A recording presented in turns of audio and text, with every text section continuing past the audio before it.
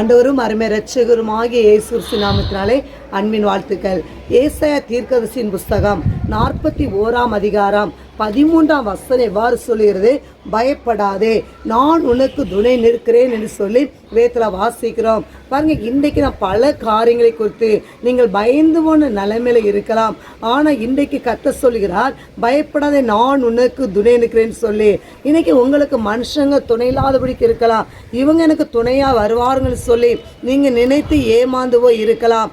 ஆனால் கடைசி வரைக்கும் நம் துணையாக இருப்பது இயேசு மாத்திரம்தான். அதான் இங்கு சொல்லுகிறார், நான் உனக்கு துணை நிற்கிறேன்.